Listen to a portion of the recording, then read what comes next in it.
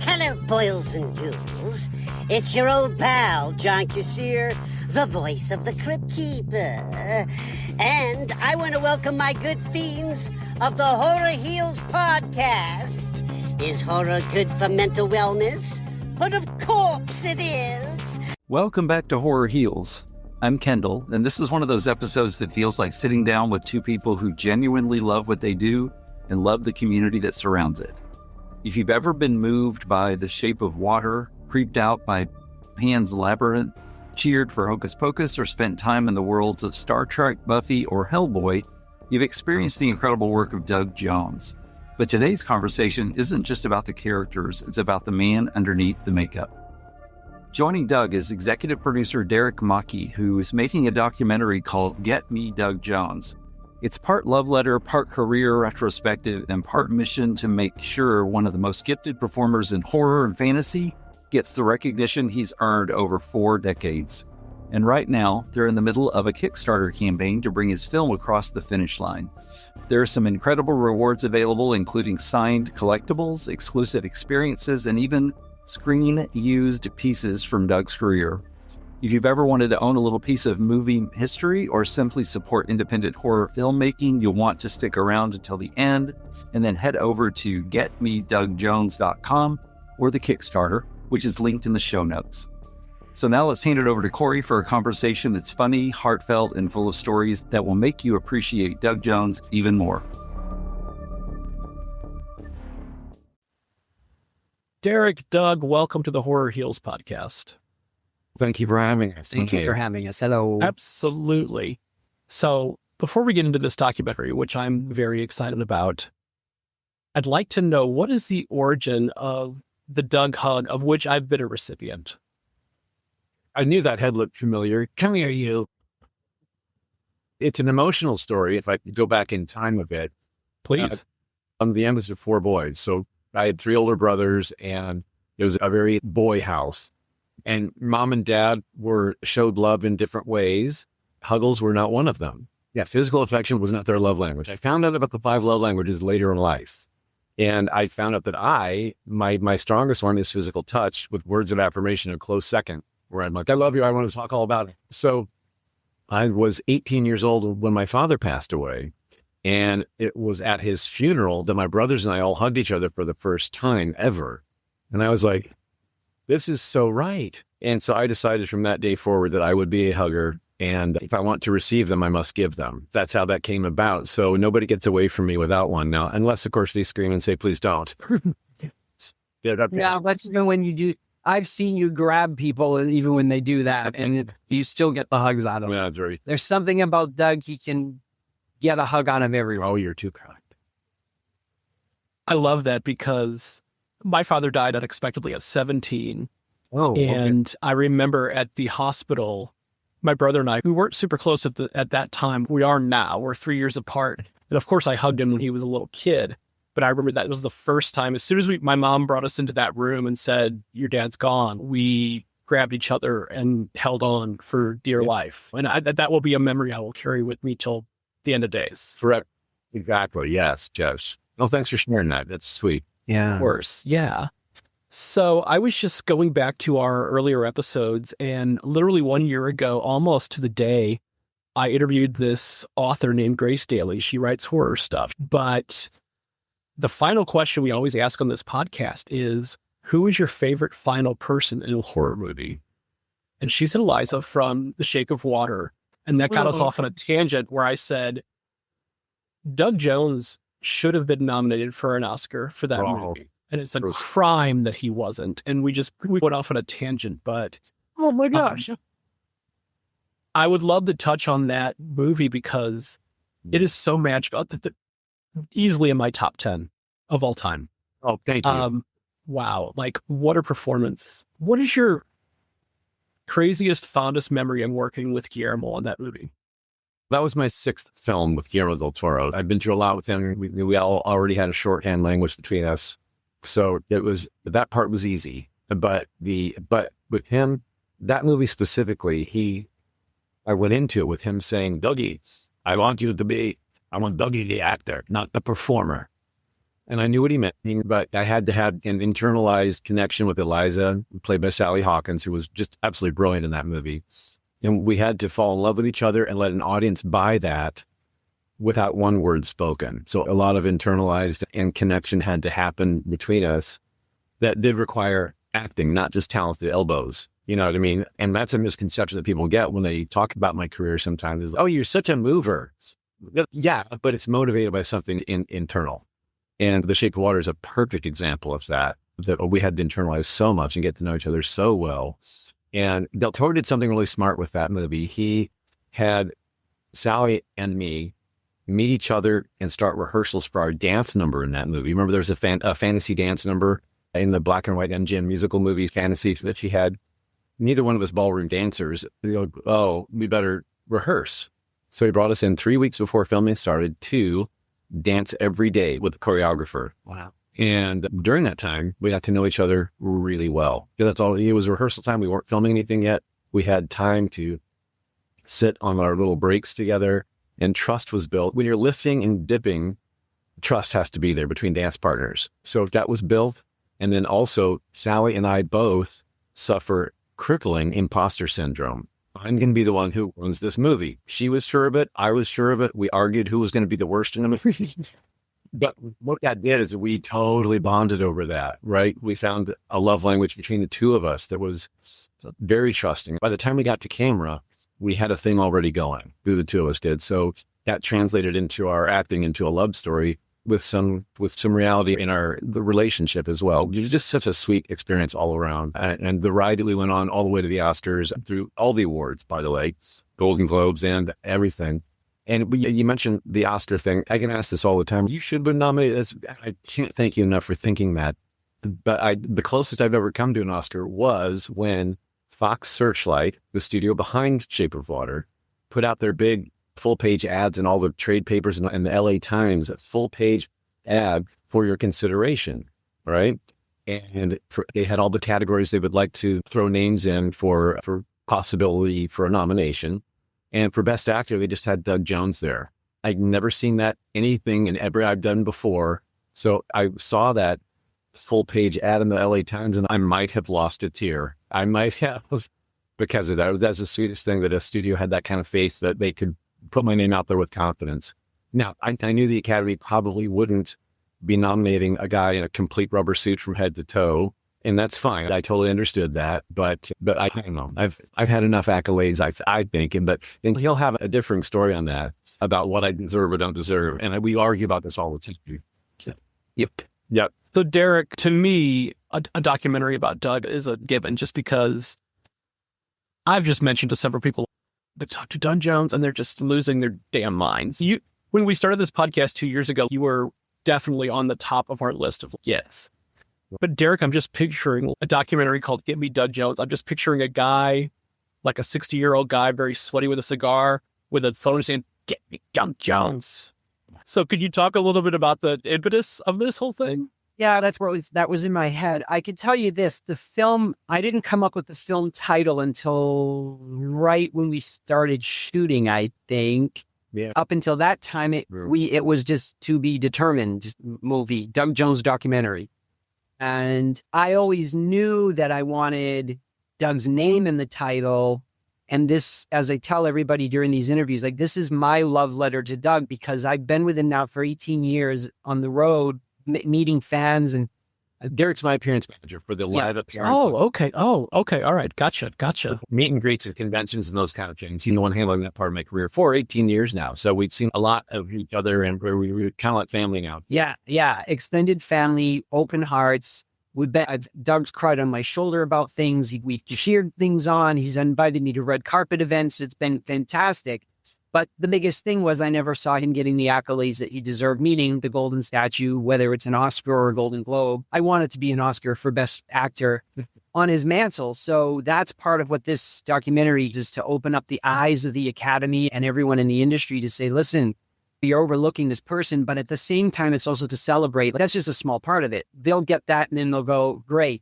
We want the rest of the world to see this amazing man. They know his characters, but a lot of people don't know him.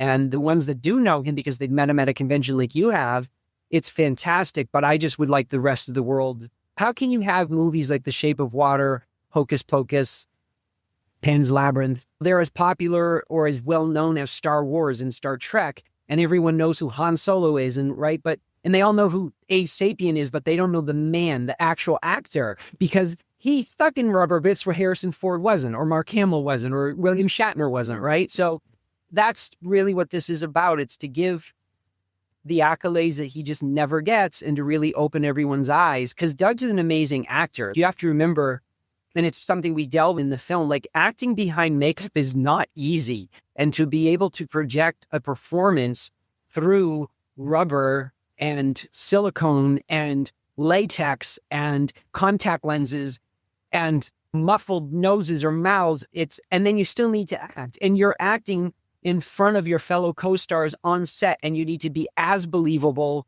if not more believable and scary or abrupt in front of them, because it takes that much more to come through. The average person doesn't get that. The average person doesn't understand real acting. They don't understand that. It's not about, hey, look at me, which is what everyone thinks. It's not. It's all about subtlety. Hey. And then can be much more intense. We're looking. Yeah. But coming through the makeup, you can't. Doug, he's brilliant. So anyway, I just raved all about Mr. Jones, and you'll have to come see Get Me Doug Jones to understand what I'm raving about. Oh, thank you. I can't wait to see it. And Doug and Derek, I would put you on par with Robert Englund, who's somebody who's created a character behind makeup who will stand the test of time, but you've created dozens of characters that stand the test of time. I will never be as creeped out, I don't think, as the Pan's Labyrinth. I don't even know what to call him, but aside from the hand monster. The Pale Man, yes. Oh, my goodness. Like that. Oh, wow. Now, do you have any sense? Oh, sorry, go ahead, Derek. Interject on that because I'm actually very proud of this. So a lot of people in the industry have considered Doug the Boris Karloff or the Lon Chaney of our time. That those phrases get intertwined a lot. And it humbles me beyond belief because I'm such a fan of both of them. And I grew up watching them going, oh my gosh. And then to hear my name and their names in the same sentence is like, are you kidding me? So the good news is, so we were using unofficially the Boris Karloff of our time in like all of our ads and stuff. But one of the interviews that we got to complete was Ron Chaney, which is the great grandson of Lon Chaney, who on camera gave us official permission from the family to refer to Doug as the Lon Chaney of our time. That's official. I was that's amazing. Happy right now, just hearing that. I know. You look at something like that. I'm not trying to take away from your point, sir, about Robert Englund. He's great. But it's those humbling moments for someone like Doug that is, I was honored that they gave us that permission. It was fantastic. Robert Englund, God bless his heart, was being interviewed about the carrying on the Nightmare on Elm Street franchise. And he threw my name in the hat with, who do you think should play Freddy? I was among the names he listed in an interview somewhere. And I thought, my gosh, I can't believe I was on his radar. I was like, oh, how sweet. I love that. Yeah, it's time to have another one of those sequels or a reboot or whatever. So that would be fantastic. But Doug, I would say you're in a category all your own. Just what you have done. Oh my goodness. It's incredible because obviously we never recognize you because we're not seeing your face in this, but it's like, who is this individual who could create these characters and is completely covered from head to toe? I imagine you're not claustrophobic. That would have been a horrible thing, right? Without that career I've had, if that were the case, yeah. Wow. Now, when you're on set and you're completely encased, do you like to have interactions with your fellow performers, or do you prefer just let it all live on the screen? I'm on the introvert, extrovert. I'm somewhere in the middle between the two. And when I'm going through physical challenges like extra weight, extra heat, dehydration, whatever it is, I'm not quite as sociable as I normally am like right now. When you're hanging out on set between the shot setups and your actor friends we're all sitting in chairs or showing videos to each other on the phones or playing games or getting chatty, I have to just sit there and go, and then hope I can spare my energy for camera. Because I'd made the mistake before in the past of being between things, and then I get to camera at the end of a 12-hour day, and I'm like, I got nothing left. So I have to save it. The things that I was so impressed about when I met you, and I took our nephew who's on the spectrum to this convention to meet you as well, was just like how genuine and open you are with all of the fans who were there. I immediately took that away. I don't know if you remember this convention specifically, but I think you were down 2 tables from the smallest woman in the world who played Ma Petite in American Horror Story. Do you remember that convention? Yeah, where was this? Do you know what city this was in? It was either in New Hampshire or Massachusetts. I can't remember, but that's where I am. Yeah. I believe it was New Hampshire. Yeah. Like, just talk a little bit about what it is like meeting the fans and the interactions you get to have. Well, that's what I'm so grateful to this man for, is without him and his company, that's a world I wouldn't have known. That's the one place, it's a safe place to meet the people who have been watching everything I've done all these years. I've been an actor for 40 years now, so there's a lot of IMDb credits that's accumulated in that time, and a huge audience that's collected over all those titles. Sure. So once you film something and they yell, "That's a wrap," and it's gone, I go home and I don't know what happens on the other end. I'm not a part of the post-production. I'm not a part of the distribution of that film or TV show.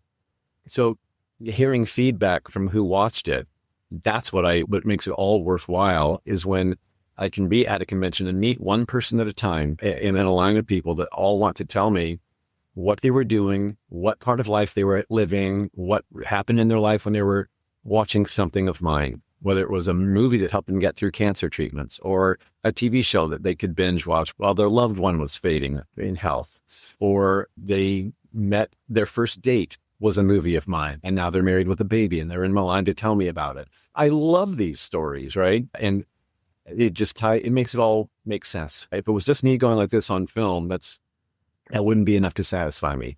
But hearing that, the art was made and it was appreciated and it was useful in someone's life, and then I hear about it, it comes back to me. That's what I love about conventions, for sure. I see. So Derek, there's already some amazing people lined up for the documentary. Are there any people that you spoke to that you were just like, oh my goodness, I can't believe this story. I can't believe this moment that they remembered with working with Doug? Yeah, we've got some interviews where something funny is told. That David Ajala had one from the set of Star Trek that just got brought up this weekend during a panel. Oh, did he tell the story?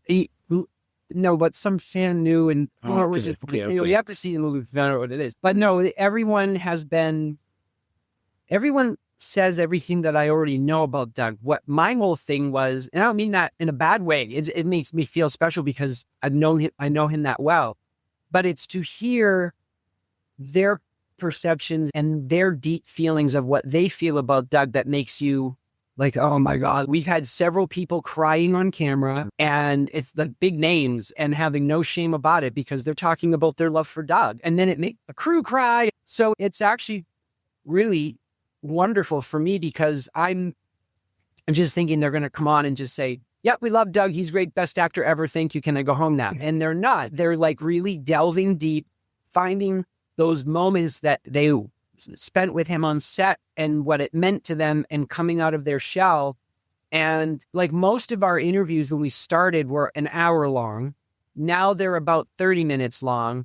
And literally, it doesn't matter how big the celebrity is.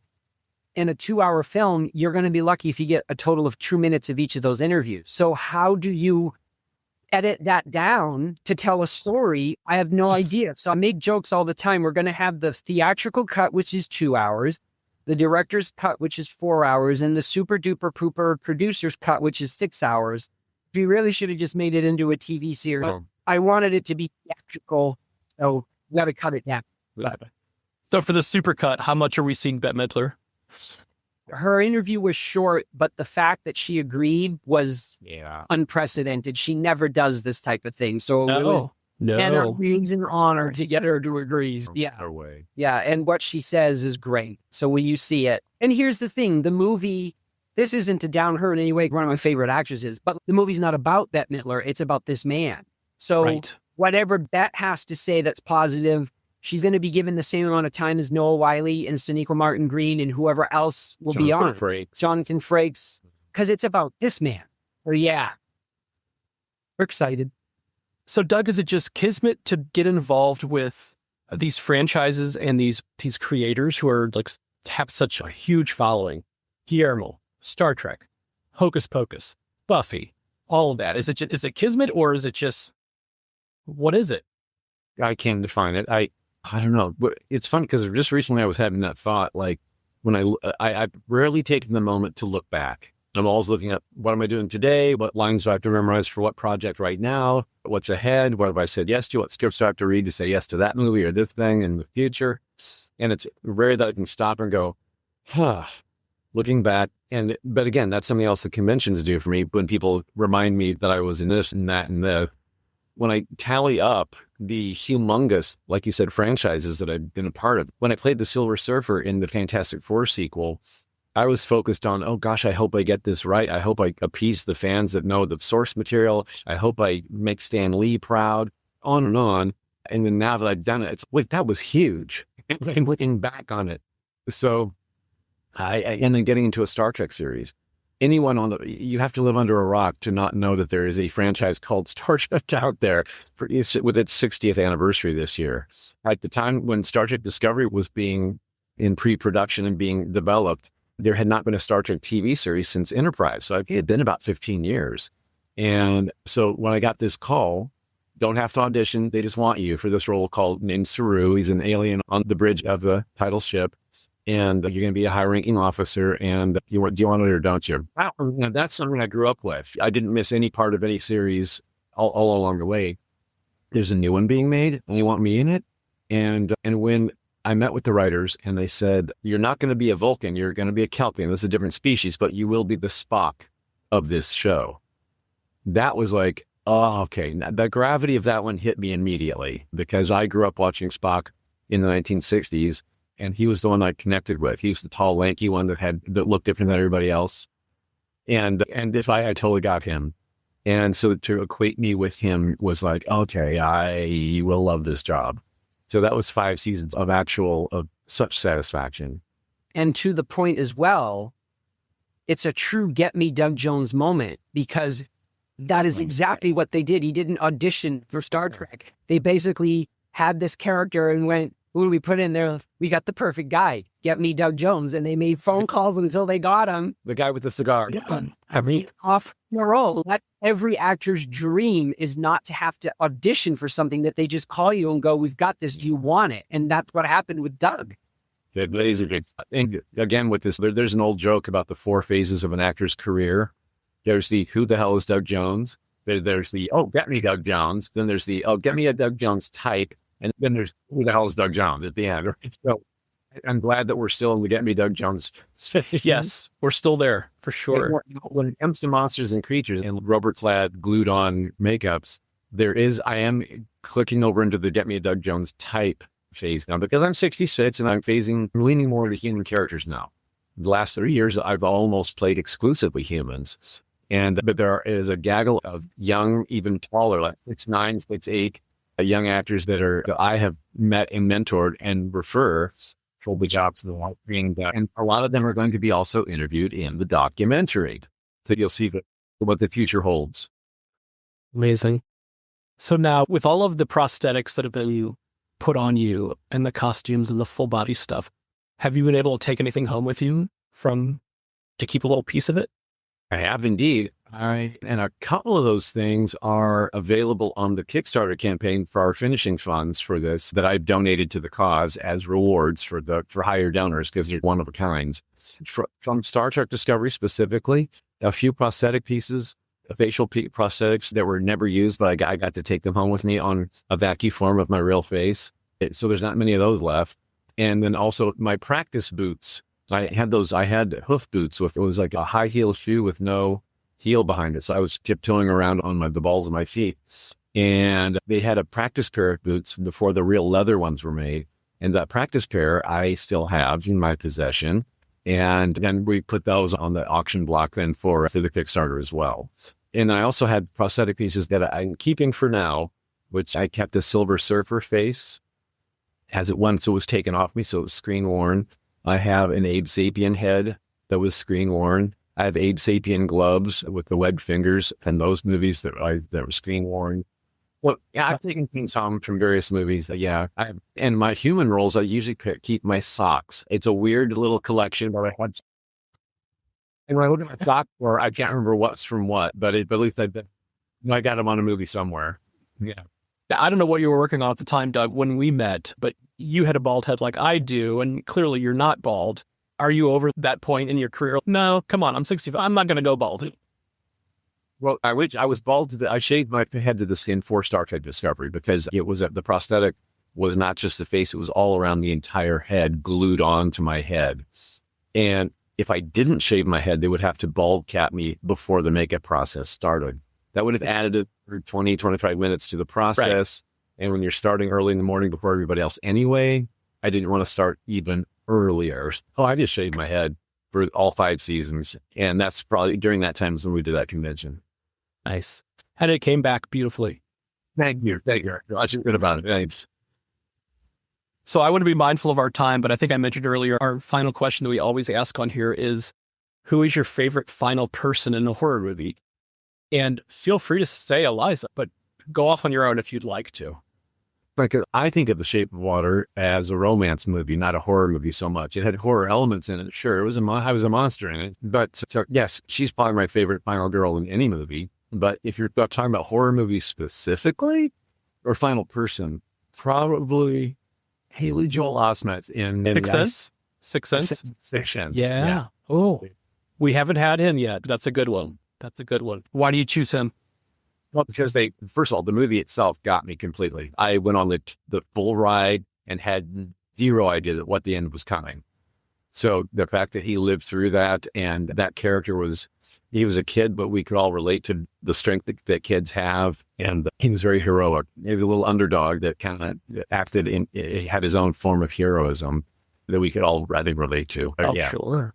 Yeah, I saw that opening weekend, and I did not see that coming at all. I have a question. Does the answer have to be the last person that you're seeing on screen, the last frame of the film, or is it just the last? It's the one who makes it. It's the one who survives. Yeah, I don't have to be the last person in the universe, but the one who makes it through. Yeah. Mine would be Roy Schneider from Jaws when he says, "Smile, you bitch," and then Jaws blows up and sinks to the bottom of the ocean. That to me was like. That movie, like so many other people before me, mortified people from going in the water. To this day, I will not go in the ocean. It's free. I'm a scuba diver. I go in the ocean if they take you out to a place where they've never seen sharks before. But as far as being like on the beach and playing in the waves, it mortifies me. And it's all because of that damn movie. And when that shark was coming at him, and I was 5 or 6 when I saw that movie, I was terrified. I'm like, that's it. He's going to eat the boat. He did eat the boat, but he's going to, So there you go. And they do a screening at Martha's Vineyard every year so people are in their inner tubes in the water watching the movie. And I would love to do that, but I don't know if I could actually do it. And not down there because there are great whites down there. Now, most of them migrate towards Provincetown, which is the tip of Massachusetts. Martha's Vineyard is actually further away. Yeah. But I go to the Cape every year for vacation, and there were several summers where the beaches were closed. One summer it made the news because there were idiots in rowboats going out to the cove to get closer looks at the great whites. People are very dumb. Yes. We're dumb, but yeah. Fair to say. Oh. Gentlemen, awesome. Thank you so much. Doug, Derek, this has been incredible and sending all the good vibes out for the documentary. I know it's going to be wonderful. Doug, it's been amazing to watch you over the years, and to get to meet you a few years ago was incredible. So thank you guys so much. We appreciate your time. Make sure you tell your people. I'm telling you now, everybody go to getmedugjones.com. You'll learn all about the film, what we couldn't talk about here, the people that are in it. When we get new interviews done, we post who they are. And then there's also links on there to our Kickstarter for our crowd finishing campaign so we can get this movie into theaters early next year. So we need everyone's support. You guys take care. You too. Big love. I don't know about you, but I came away from this episode wanting to give Doug Jones a hug. What got me most wasn't just the stories about iconic monsters or legendary filmmakers. It was hearing over and over that the kindness fans experience at conventions is exactly who Doug is every day. That's pretty rare. And Derek's passion for telling this story is contagious. This documentary isn't just about celebrating a remarkable career, it's about recognizing an artist whose face is often hidden, even though his performances have become part of horror history. If you enjoyed this conversation, please consider supporting Get Me Doug Jones. Check out the Kickstarter campaign and take a look at the rewards. There are exclusive experiences, signed items, behind-the-scenes access, and some incredible one-of-a-kind pieces from Doug's career that fans will absolutely love. Every pledge helps bring the film to theaters and helps shine a light on an artist who has spent decades bringing unforgettable characters to life. If you back the campaign, let them know Horror Heals sent you. And if today's conversation reminded you why this community is so special, we'd love it if you subscribe, leave a review, and share the episode with the horror fan in your life who already knows Doug Jones is a legend. Until next time, remember, is horror good for mental wellness? Of course it is. The Horror Heals podcast is produced and presented by Mosaic Multimedia, LLC.